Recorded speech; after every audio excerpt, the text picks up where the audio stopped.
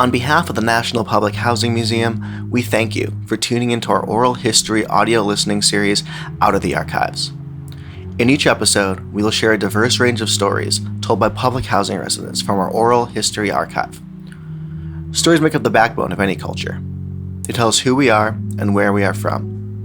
They create empathy and understanding, and they allow us an opportunity to share our experiences and learn from the words of others.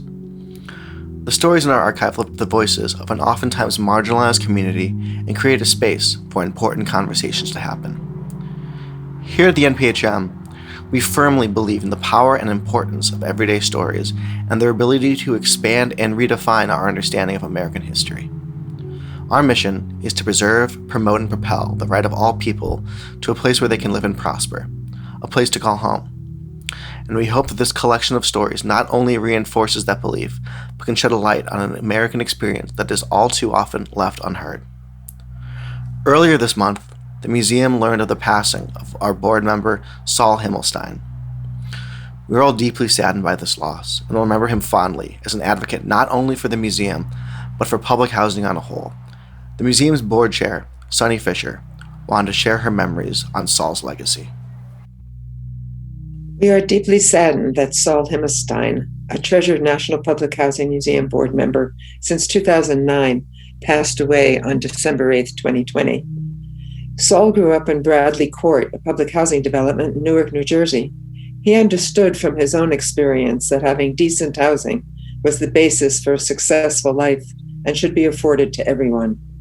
He was president and CEO of the Inspection Group based in Columbus, Ohio, since 1997.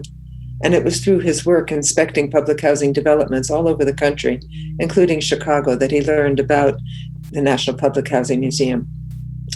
Todd Palmer, the former interim ED, said, "Saul was a steadfast and passionate champion for the museum. Indeed, he saw the light and spread the word in ways that helped us all." Saul's enthusiasm for NPHM was renowned. At housing conferences, he could be found in hallways regaling his colleagues about the museum or shepherding them to sessions about us. Every year, he loaned us the booths that the inspection group secured to publicize our work. And Lisa Lee, the NPHM's current ED, said, "I will always cherish the memories of tabling at NARO conferences with passionate, people-loving Saul. Saul's boundless enthusiasm for the museum, his big ideas, and even bigger personality impressed everyone.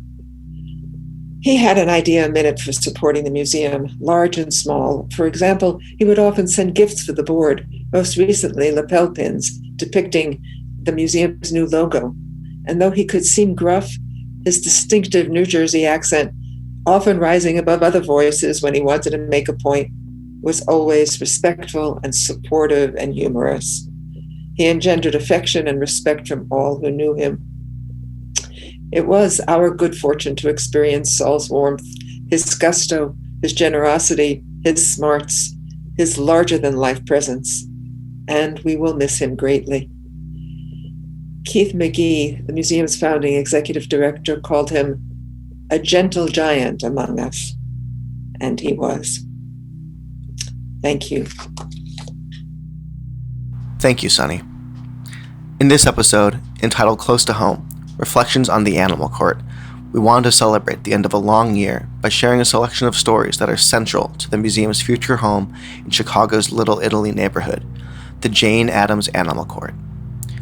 You'll hear from residents that share stories reminiscing on the magical Edgar Miller animal sculptures that served as a meeting ground and landmark for generations of its residents. The storytellers include Dwayne Crockett, who lived in ABLA from 1960 to the present day, Byron Dickens, who lived in ABLA from 1966 to 2001, Phron Freeman, who lived in ABLA from 1973 to the present day, Marquita Gandy, who lived in ABLA from 1973 to 2004, JonTia Pegues, who lived in ABLA from 1987 to 1997, James Purgatorio, who lived in ABLA from 1943 to 1957, and Gloria White, who lived in ABLA from 1970 to the present day. The Animal Court sculptures could be found in the Jane Addams homes, from 1937 to 2007. Once again, we'd like to dedicate this episode to our board member, Saul Himmelstein, who passed earlier in December of 2020. My name is JonTia Pegues. We just used to run around and climb them. Sometimes one of them would be safe if we were playing it. So you have to get to, and I liked the biggest one. It was one towards the back of and when I say the back, I'm thinking you'd be going north, I guess. That's the north side of the animal court is what I would consider the back of the animal court, because my aunt lived towards the south of the animal court. So the one in the back was the biggest one, and it seemed like it was like a bunch of animals together. It wasn't just one. So I liked that one the most, and I would climb that one. And you just climb in and sit up there, act like you're the queen of the world or whatever. Just, I didn't like get on much of the smaller ones. I liked the largest one. I recently saw a picture. My step aunt passed away not too long ago, and I saw a picture of her and my other step aunts and my stepmom playing on there, which is crazy. I'm like, man, how long have these things been here? My name is Marquita Gandy. We had several statues of different animals back there, and that was like one of the big meeting places where a lot of people met at back there and engaged and, had fun every year to keep the paint, furnished, to make them still look nice every year. So they used to have the ram, the bull, the rhinoceros, like a deer. I think it was the real big one that stood 9 feet tall. It was like 5 or 6 animals combined on that one. So that one was real nice, and I think everybody used to always climb up on that one because that was the highest one. So we used to play games, who can get up there, And then, we used to have the merry-go-round inside of the animal court too, where people used to play on it. And people used to actually grow gardens back there because they had backyards where the row houses were. So everybody had a backyard. So a lot of the residents back there, they had gardens in their yards. Hi, my name is Gloria White. Well, I was still kind of young then, and it was something to do. Take pictures. Let's take pictures, And a lot of kids used to be on them. Could you describe? So for someone who's never seen it, could you describe the animal courtyard? At one while, they say that used to be a pretty place, and then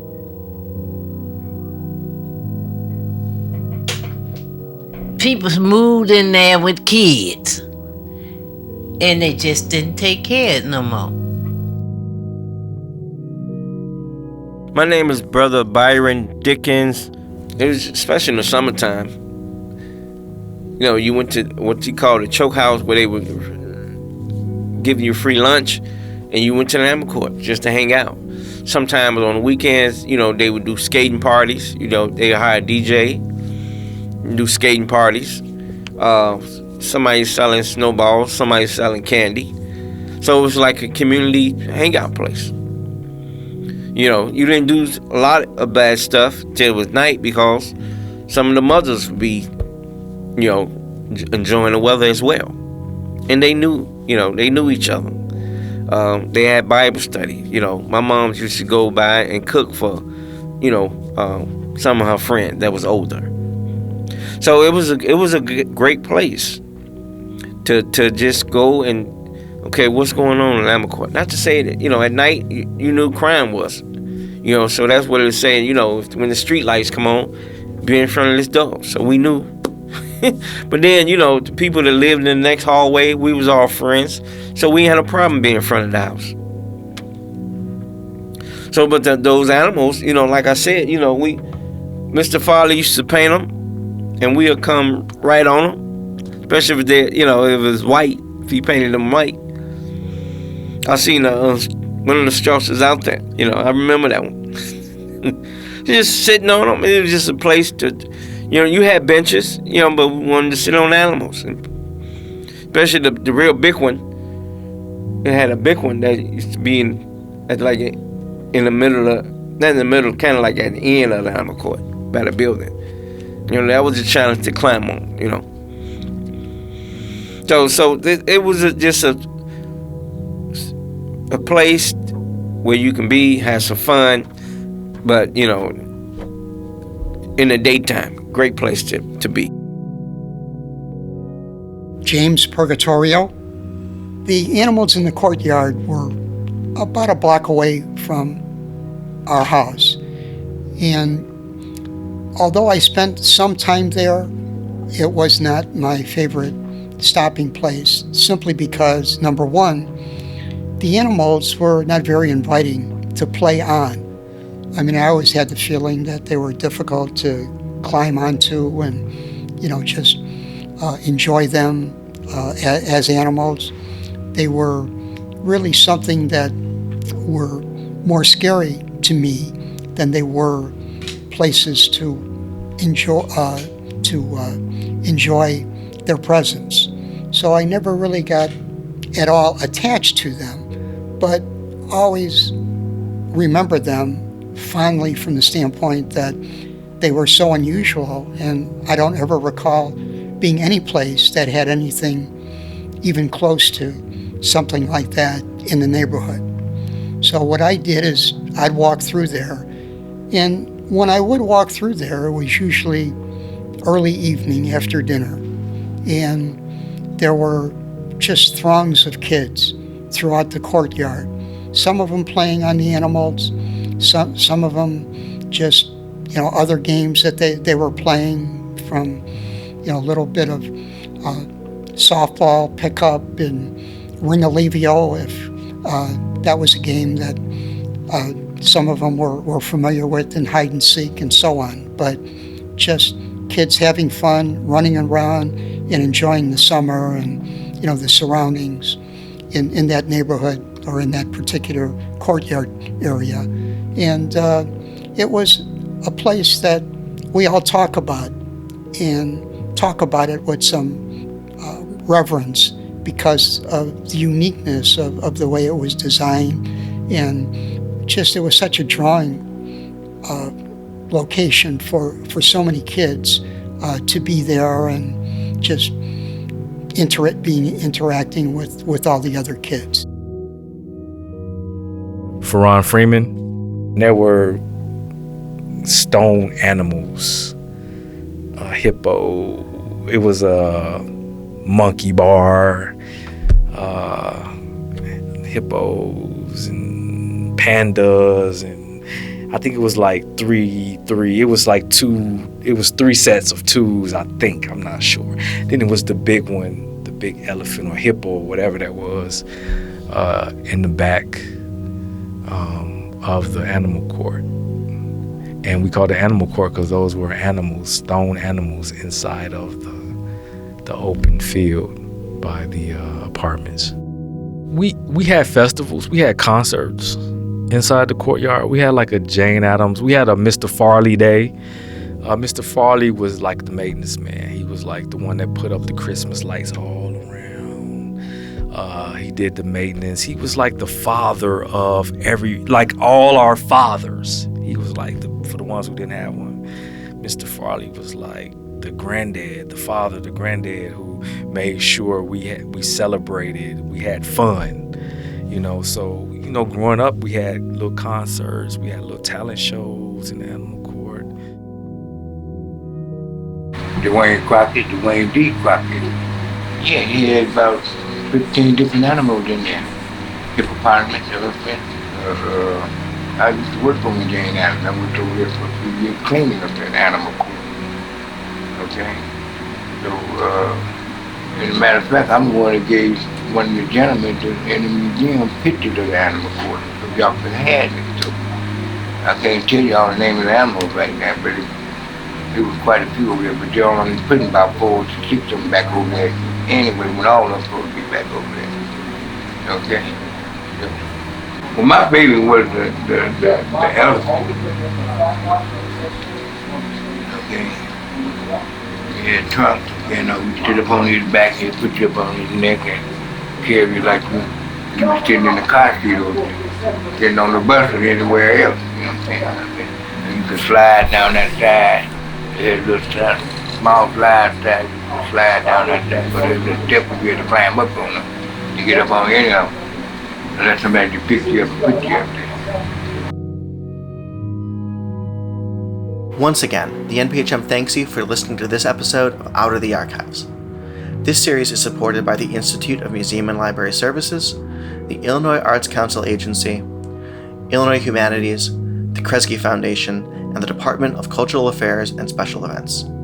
This episode was engineered by Seth Engel at Palette Sound. We'd like to give one last huge thanks to our ABLA storytellers, Dwayne Crockett, Byron Dickens, Phron Freeman, Marquita Gandy, JonTia Pegues, James Purgatorio, and Gloria White, as well as the members of the museum's Oral History Corps who helped to gather these stories, including Francesco de Salvatore and Ashley Jefferson. As the year finally comes to a close, I'd like to give a special thank you to everyone who's taken a little bit of time out of their busy lives to listen to this series. I hope that these stories have given you some sort of reprieve from the difficult times that we're in. I know they have for me.